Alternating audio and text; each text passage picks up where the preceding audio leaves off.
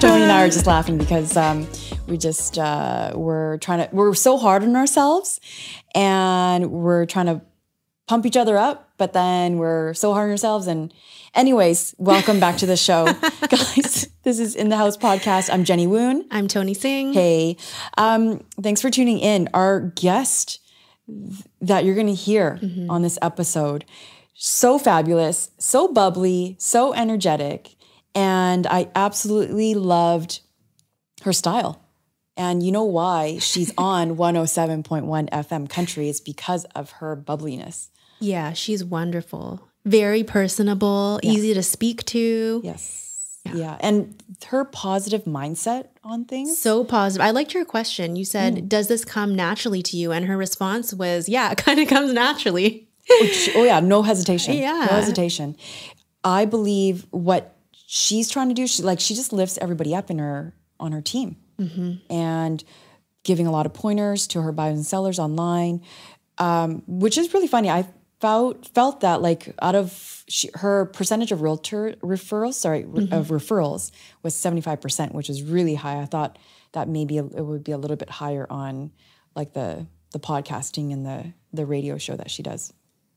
I think so who are we speaking of? We should give them a name, or are we? Oh, yes. Michele Cummins. Yeah, she's fantastic. With Remax. With Remax Diamond. Or sorry, she won the Remax Diamond Award, right? Yes. She won that. She's top 1% in the Fraser Valley with the real estate board. And Fraser Valley, for you guys who are not from the area, encompasses Mission, Langley, Pitt Meadows, Abbotsford. So it's a little bit further east of Vancouver. She's also 2020's #1 Remax agent in the Fraser Valley and Chilliwack area. It's a fantastic accomplishment. So I definitely want you guys to listen how she structures her team, how she go about her day and schedules her day, because she does quite a bit of passion projects. And I think just even with her background about acting, being an actress, I think has really helped her kind of shine her personality out. So not saying that you have to have that, but you kind of have to find that niche. And she kind of talks about that too. Yeah, I think it's a great... I think that it's great because it really speaks to the fact that you can come from a different type of background. Like, you don't have to have a specific blueprint to succeed in real estate. And all of your experiences can really help you find your niche. So let's tune in to Michele Cummins. Welcome back In the House, fam. Thanks for listening wherever you are, whether you're getting ready in the morning, in your kitchen, whether you're in the bathroom, whether you're driving to work. Thanks for joining us. You know, you listeners, you always are giving us great feedback, and some of our best episodes are with top producers. And today we have the one and only Michele Cummins. Am I pronouncing your last name correctly? It is so perfect. Michele with one L and Cummins no G, like strong like the diesel engine is what I would like to say. Yeah. Tony's here too. Hi, Michele. Hi, Tony. We wanted to bring Michele on because, well, number one, you're on 107.1 FM Country. So I thought you can give us some tips on how to like just talk on, like improve our voice and improve our tone. Oh, right. Like you need any help. You are perfectly fine. Also give our listeners some great tips because you, congratulations, 2020, #1 Remax agent in the Fraser Valley and Chilliwack. Woo! Thank Yes, you. congrats. And top 1% in Fraser Valley. Such an honor to have you on our show.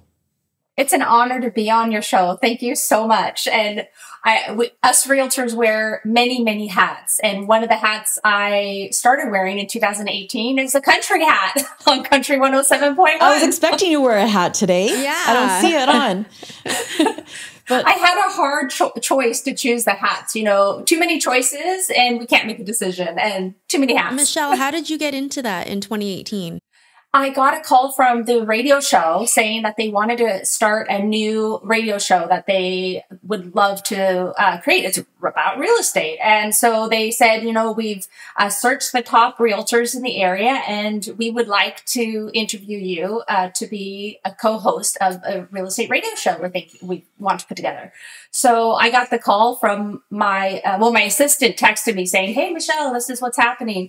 And I was like, "Oh, my sister's coming up from California to visit with me for the first time ever with her family that morning that they wanted me to come in." So the first thing I thought of is, oh, shoot, how do I do this? Well, you can't say no. I mean, they asked me to come in a specific time the next day. I'm like, I got to make it happen. So I said, well, if my sister could come with me, because she was supposed to arrive around 10, I said, then sure, yeah, let's do it. And they were like, oh yeah, sure, bring your sister along. So she came into the interviewing room with me. She didn't wait in the lobby area. She came in, she sat with me during it, and I'll never forget it. It was great. Oh, that's awesome.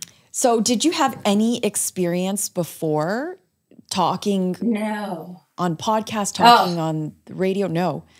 How? No, I am not a talker. I mean, I'm an introvert naturally, and I don't like the sound of my own voice. And I never thought I would be a radio show host. Okay, let's get into this, because a lot of our listeners, they're so shy. They don't want to be on camera. Mm-hmm. It's also taking me some time to be on the cuff of like just saying things on video and on podcasts without preparation. But you've gotten really give good, us some tips on, give us our listeners some tips on what they need to do to prepare or not prepare. Maybe it's a little bit more organic or raw to be hosting Facebook Lives, because I know you have one coming up today. Let us know. You know what? It's all about just getting out of your head. And when you say don't prepare too much, well, I actually has been trained as an actor. So I tend to get out of my head and just be the character. And it's not me, it's this character. So I think that probably helps me, because I'm like, as long as you know your stuff and you're prepared that way, don't think about stuff too much. Just as they say, when video is so important right now, and they always say, well, people see you, people hear you every day, and you're the one getting in the way. So, and opportunities, like life, it's always different than we plan. We plan a certain way our life, and it rarely goes the way we plan. And you got to take opportunities, almost like the Yes Man with Jim Carrey, that movie where he says yes to everything. It's like, if you want your life to be adventurous, if you want to enjoy life to the fullest, if you want to meet amazing people and have amazing opportunities, sometimes you got to just say yes. If your gut, everything worth doing usually is scary, and our guts kind of, get all, and we're scared. Yeah. But that's usually when you got to just jump and do it. Otherwise, your life will be boring. Yeah. I mean, you've obviously created a niche for yourself, because you're now converting those episodes into podcast sessions on your website, and then you're repurposing it to social media as well. So how would you say someone who doesn't have anything at all, what kind of content or what kind of topics should they focus on in order to find their niche?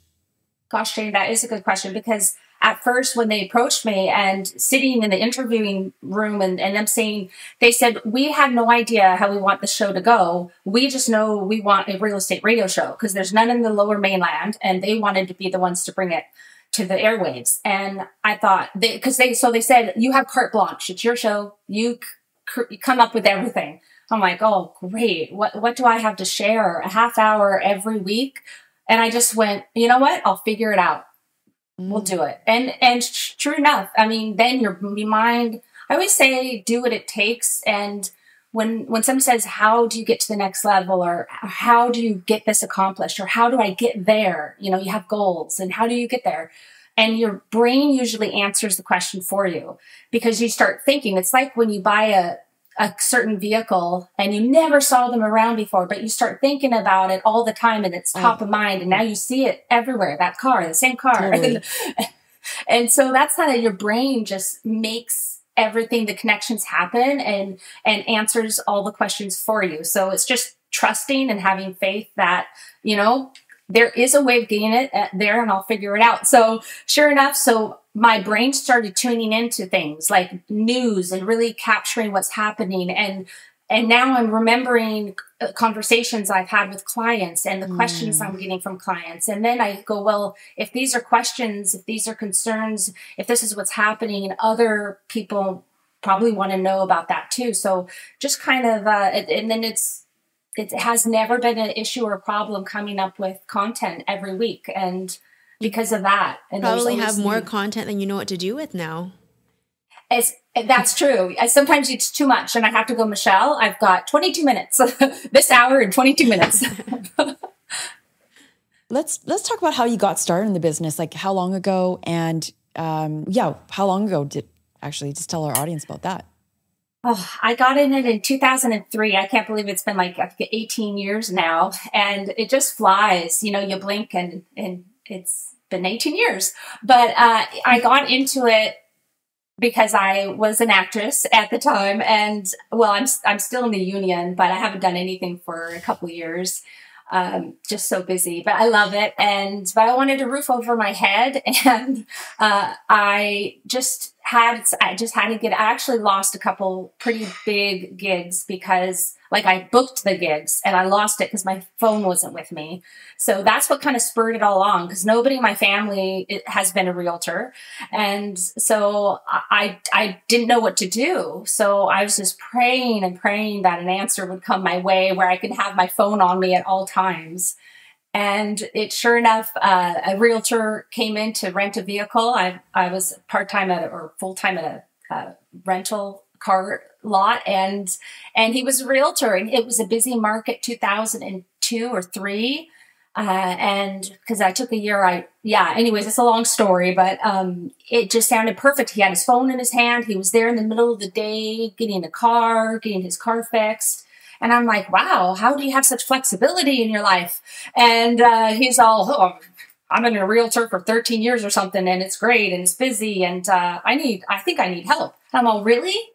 I'm kind of interested in figuring what this realtor stuff is all about. So he goes, come on over next Tuesday was my day off. And he goes, come on over to me next day off and I'll give you a tour and see if you want to do it. And so that's how it happened. And he gave me the tour and I thought this might be the answer.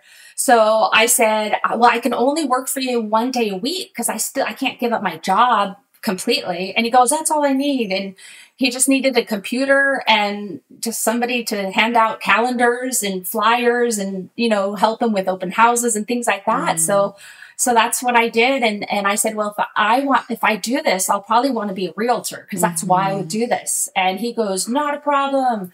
And he wrote at the check for me that day for the books for taking my course. He goes, this is how I'll pay you. Just give me a year of 1 day a week. And here you go. And he wrote the check and he set me up on the tutoring course that Royal LePage has. So yeah, that's how it happened. That's and then awesome. a year later, I got licensed. That's like a natural evolution of mentorship. Yeah. Oh yeah, it was so great. Michelle, I have a question for you though, just for what you were saying. Do you still think, you're a top producer, top 1%. Do you still think that realtors have a lot of flexibility when you're producing, I guess, at the level that you are? That is such a good question, Tony, because it's hard. Delegating is so important because we can't do everything. And you don't want to be stagnant in your life and you don't want to be stagnant in your career and in your business. And this is a business. We aren't just realtors. We work, it's a business. And so I look at it that way, something that you can sell later on or, partnership with somebody later on, but you don't want to stay stagnant. You want to grow. And so to do that, you have to delegate. You can't do everything. And talking about flexibility, we work pretty much 7 days a week. And so a few years ago, I was talking to Jenny before the show here and, I moved out to a place that I can actually be on vacation when I'm home. I can feel like I'm on vacation and I don't have to feel like I'm missing out when my friends are going on weekends to camping trips and doing this and that. Now I I love what I do and that helps, but to do as much production and still do the radio show and other things, people do go, how do you have the time? And I say, you make the time for the things you want to do. And that's just life opens up time when you really want to do something. You figure out a way to make it happen. And that's, again, just just believing that you'll make it happen. And it happens. And I love it. I still love it. 2 years doing the radio show, and I love my clients. I love being busy. That's a workaholic in me, I guess, as well, because I actually enjoy it. Yeah. Take us through like your team structure, because obviously you have a really good team behind you, and yes. After 18 years, you've developed some really good members on your team to help you with grow your business. So how's that structured? Oh my goodness. So the first time I ever decided, well, I could really use help, my husband was like, Michelle, your head is going to explode. You need help. And it's like, you just are used to doing everything in the beginning. We do everything, and it's hard. That first step is the hardest, to actually give up control, if you want to call it, give up the things you're used to doing. You just do it all, and it gets done, and it gets done. And so that was the hardest thing. And then actually that went pretty bad. It was like 3 months, and then they left, and I'm like, oh, I put all this training into this person, and I really thought it was going to go well, and then it went bad. So I was kind of gun shy when that happened.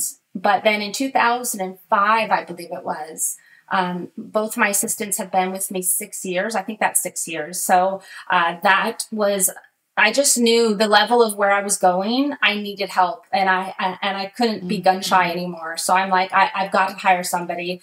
And it was a blessing that this Andrew, my assistant, my executive assistant, it was perfect timing. He didn't know he wanted to change careers. And I, at the time, didn't know I really wanted somebody. But again, my husband stepped in, and we were visiting with him and his wife one evening, because we're friends. And my husband goes, hey, Andy, why don't you work for us? Michelle could really use somebody. And he has a career. He's managing a place at the time. And he looks at his wife, and she looks at him, and he looks back, and he goes, wow, that might be, I don't know, it might be something to consider. And I look at Richard, and I'm like, we didn't even talk about this. And he just offered a job to Andrew, but it was so perfect. And he's, just his personality, he's dedicated, he's devoted, he works really hard, he has great morals, great ethics. He was proven, so I felt very comfortable, starting the whole process, and I had a good gut feeling about it. So I was very blessed that way. And he's been with me this whole time. And my other assistant, Adrian, at the same time, I was just new to managing sales for a new development. And so I needed a hostess. And so I brought her on to help me with that. And she's stuck by me too, this for 6 years now. And it's been amazing. They are amazing. And awesome. Then, I took on a stager and a house cleaner to do my move in and move out cleans. And, you just build, you go, what do I need to service my clients to the best ability? I shouldn't do anything but be in front of my clients, writing contracts, negotiating offers, and managing to make sure everything goes smoothly, and my brand image, your reputation. So you want to do things good. You want to do them great. So I have to hire it all out, because they're way better at all that than me. Walk us through a day of your life. I would love to know how you're time blocking all this. Yes, time blocking is, Jenny, oh my gosh. So I use Google Calendar. That is, I love it, because everything's in there. I can punch things in there. I use Slack as well for communicating between my group. So we use Slack a lot, but for time management, I have in my calendar, this is what I do at this hour, this hour, this hour, this hour. This is a flexible 3-hour for appointments, this and that I can move things around. But I try to make sure I do everything in my calendar every day, and things that I know don't have to be done right away. They're a little bit more flexible. I'll put in there as daily, so it pops up every day. So I remember once I get it done, then I could delete it, or, you know, so time blocking has helped me extremely. I think that was after I hired my assistants and I was able to relieve myself of a lot of that stuff. I was able to be really good at time blocking after that, because it all made sense. It opened up a whole new world. And now, you know, I don't miss things like you know, as much as I used to. I mean, nobody's perfect, but it's so nice to be able to get things done, because if you're stuck doing all the, you know, clerical stuff and responding to all the emails and, you know, social media. So last January, I hired on a gal to help me do my social media, and that's relieved me of a lot of time that way as well. I'm still on there. I respond to all the messages. If I miss it, she gets it first. She sends it to me so I can respond. So it's been really, really great that way. But again, it's delegating and knowing that if I need to get my daily things done, I need to delegate all this other stuff.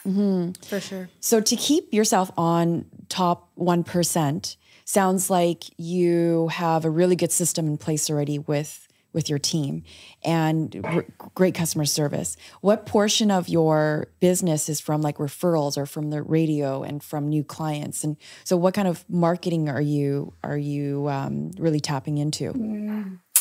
I would say about maybe 75% is from client referrals, repeat clients, and realtor referrals. And then I would say about maybe 5 to 10% is through social media, maybe 5%, and then 10% or more through Google searches. I get a lot from people finding me via Google. So I got a blog that has original content, and of course the radio show, and just a lot out there. And I've made it a habit to really ask for reviews from my clients and service providers, and giving reviews to my service providers as well. Like if they do a great job or a great restaurant, or, you know, I'll try to go and review them as well. So I would say that the radio show, it's hard to pinpoint, because I always ask people, oh, how did you find me? Or how did you choose to call me or contact me? Or, you know, so a lot of times it'll be, oh, we were Googling, you know, realtors in the area, and we loved your reviews. Or it would be, one party maybe hears my radio show, and then the other party got me through Google, but they didn't know that about each other. Like last week, or this week actually, I went to a listing appointment, and I had been in communication with him since 2017, but she listens to my radio show all the time. And again, like that too. So, oh, Michelle, it's you. I thought I recognized your voice. That's what she says. So, and then that connected us, and they're like, oh, we definitely want to use you to list our place. So it's hard to pinpoint exactly, but, I've had, a few though, in the last year definitely say they heard me on the radio. But yes, I'd say that, if that answers your question. Yeah, no, that definitely does. So if someone if they want to get into, obviously there's a lot of credentials that are built along with your radio station and with the podcast, and you're an expert, you're a specialist, and they see that, and it solidifies that relationship to get that listing, or to get the buyer to commit to you. What if someone doesn't have those resources available? Because there's only that much space on the radio station. There's only that much space on TV. Right. And so, and our social media there's a lot of noise. Yes. There's a lot of noise. A lot of people are using the same platforms. You're obviously offering something very different and valuable. So how can someone stand out? You know what? I had that question too when I wasn't standing out, and I was like, how do I stand out over all of the other realtors. And again, I guess your brain, just do what it takes. What is it going to take? Well, if you just start thinking about, write it down and have your goals and why do you want to stand out, and what is that going to get you? And then you start just thinking about it all the time. And then, because everyone has to stand out differently, right? Yeah. You think of realtors and like yourselves who are doing something that no other realtors are doing. And so you've captured that market, you've got that market share, covered. And then it's just word of mouth, and you stand out by how you treat others, and that you're actually doing something different because you want to, and it's organic. But at first I didn't know. And you try that. I guess the first thing I did was I was like, well, I want to be, I do remember specifically the first thing that I think made me stand out. And it was, I wanted to be the best listing and marketing agent there is. I'm like, I want to be the best at listings. How do I be the best at listings? I have to stand out with my marketing. How do I stand out with my marketing? How do I get known as this? What do I do? And in the Fraser Valley, we don't have a lot of luxury properties. I mean, we do, but they're kind of hidden, and they're just, you don't know about them, and they hardly ever come up. But it's more about the single family or the townhouses or the farms, not really as much luxury. Yes. And I grew up with the horses. I rode, I trained, I competed, but I didn't live on a farm, on an acreage. I didn't have horses at the time. So, I'm like, I would have definitely went that route if I had that, but I didn't. So I'm like, what can I do? And how do I be the best listing and market agent? And so I looked at, I thought, well, certifications, there was this luxury certificate I could actually get. So training and education, and that's how I could stand out, because I don't know anybody in the area that's certified for luxury marketing. So boom, that's what I just jumped on it. I said, well, I don't know if it'll work, but I'm just going to do it. So I did it. And then I started promoting that. And then, getting involved with ARIA, with Asian Real Estate Association. When I was involved with the government relations committee at the real estate board, that stood out, because how many agents have that and have that experience and are connected with local laws and provincial laws and federal laws and going to Ottawa and doing this and that. So, I love how you're so tapped in to everything. You can tell how passionate you are too. I think probably when there's passion, you're going to make whatever your thoughts come to things and happen. Exactly. Yes, exactly. Do what you love, because life is too short not to. What's happening in the Fraser market right now in the activity, and what's your prediction for this year? Oh, it is crazy busy. It has been crazy busy. Well, since June, July, August, September, and it just keeps on getting busier. But in the last 2 to 3 weeks, I have noticed a slight shift.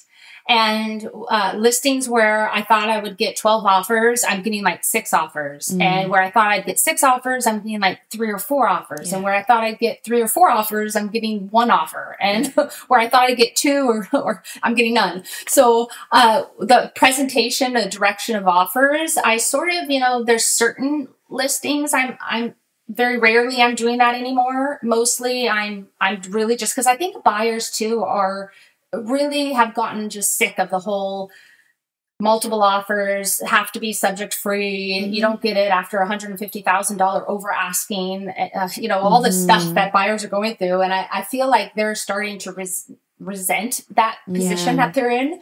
And so that shift is happening. And then with predictions of what's happening in the future, because it's still strong market. I mean, the prices haven't gone down that I've seen. It's just a bit different, which are signs that it's probably going to start shifting. Yeah. And, with the COVID vaccines, we're going to have, or everyone should have their second one by October, they say.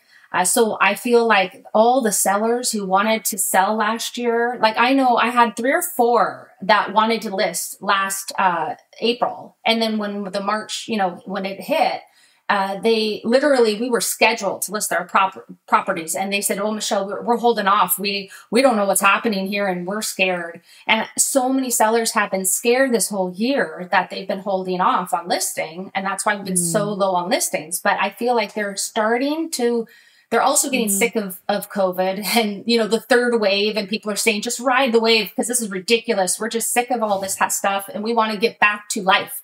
And I feel like sellers are feeling more confident. Plus, I think realtors have done an exceptionally great job at making sure that their, COVID protocols and making sure that their properties, their listings are safe, and that the buyers are doing what that everyone's safe, and done a really great job with that. So I feel like we're getting more listings on the market. And then I also feel that June 1st, with the stress test changing, and changing about 4% of buying power from buyers, ability to what they can pay, I think that also is going to shift it. So I'm thinking June, late summer, we might start seeing even more of a shift. I think, when you look at the history, I've studied it since the early 1900s, is our market in the Valley. We have, it's like climbing a mountain, real estate, equity growth. But, you've got these peaks cliffs you climb, and then you've got the little valleys it corrects. But that peak only ever has lasted about a year and a half. Right. Yeah. And then it always starts correcting about 10 to 12%. Right.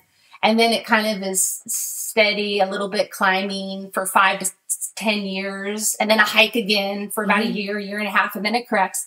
But you always see the signs, that the media starts getting scared about a year after a hike. Our kids aren't going to be able to afford real estate. This is ridiculous. Real estate prices in the Valley or in Greater Vancouver and Vancouver just way too high. And so the government releases, different strategies to try to soften it. It's already softening though. Yeah. Yeah. Yeah. So where are some hotspots? Because a lot of my clients are moving out to the Tri-Cities and Fraser Valley. Yeah. Where would you say are the hot neighborhoods at the moment? Well, you know what? I kind of keep up on like the best places to invest in Western Canada. And I know last year was Chilliwack, and sure enough, oh my gosh. But the year before it was Abbotsford and Mission. And actually Mission is a little hidden gem. And I had bought out there in 2007, knowing it was a gem that nobody knew about. And this last year, for all the municipalities in the Fraser Valley, Mission actually went up the most on average, percentage-wise. But as far as where, I mean, the Valley, there's Langley, Abbotsford, Mission, Chilliwack, Agassiz, Hot Springs area, Harrison Mills, all these areas have so many different aspects about them. Each one has something unique and different.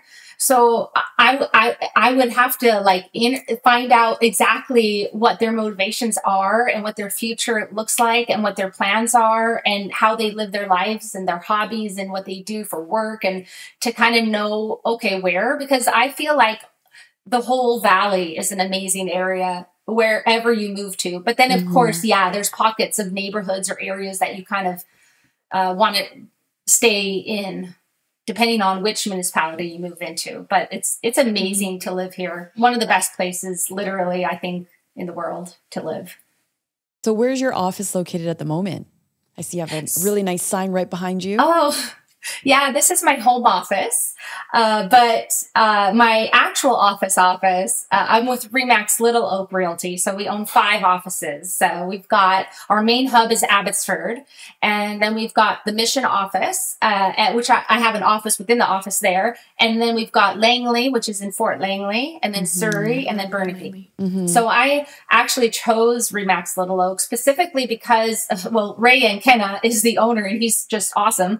But really great group of realtors. But the fact that we have 5 offices, because I'm a crazy realtor, I never just focused on one product, and I never the condo king or the mobile queen, or whatever you have a niche. Well, I never did focus on one niche because I just love everything about real estate. So I didn't want to put myself in a box. Right. So like instantly when I got licensed, I got into the commercial division as well. And I wanted to know everything about commercial as well as residential. I wanted to know about farms, and I wanted to know about just everything. So I kind of took time to really train and study on everything. And I thought I've got my whole life to just continue training. So just have fun with it. But like selling real estate, I'll go from Coquitlam to Hope is sort of my area that I'll work. And other realtors, how do you do that? Michelle, like, that's expansive geographically. Do you, I don't know if I missed this. Do you have a buyer's agent as well? Did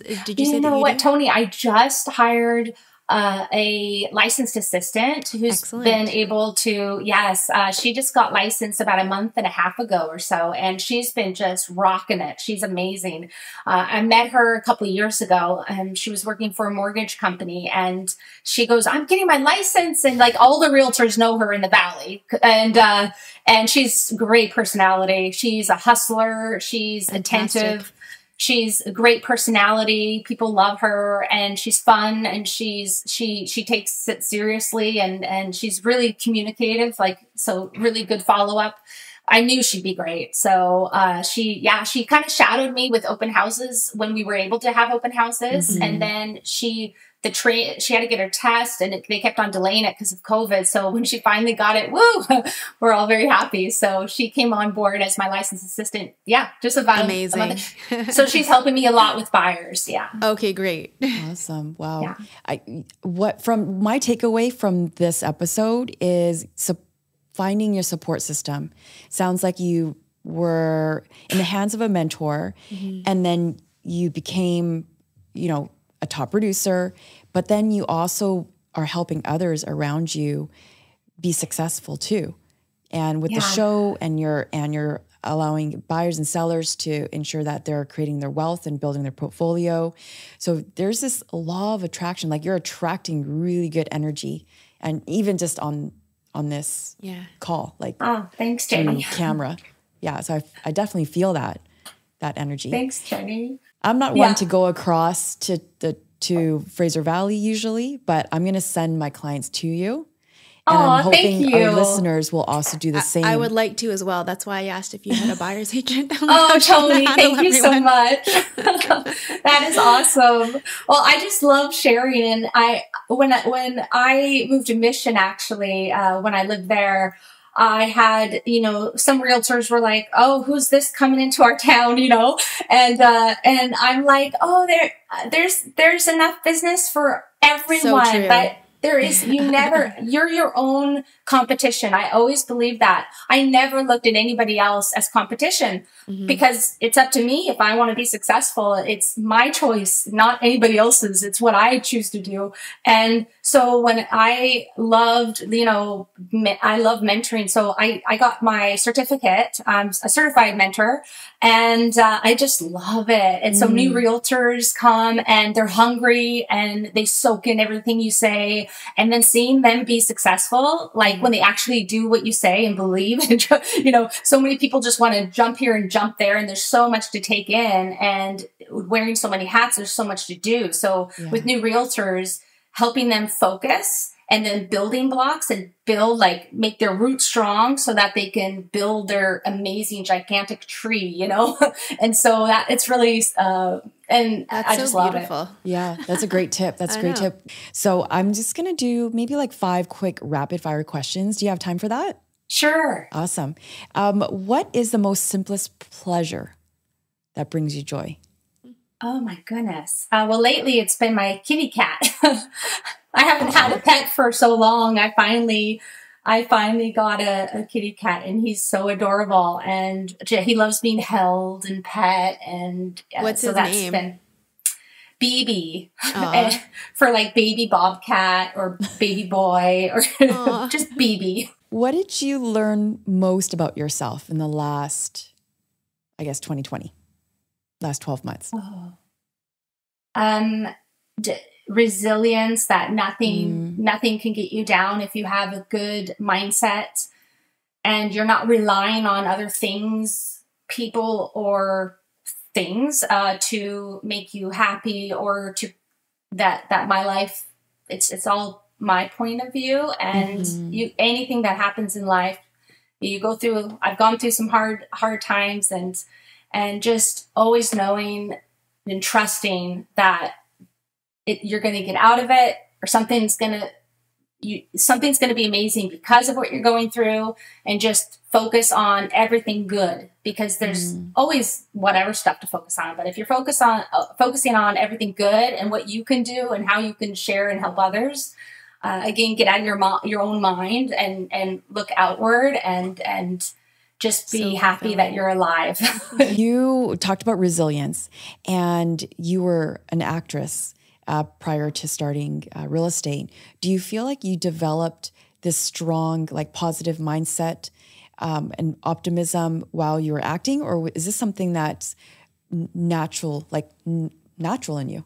Yeah, I guess, you know what, I want to say it's natural, because I think what made me want to be an actor is sort of some of those aspects as well.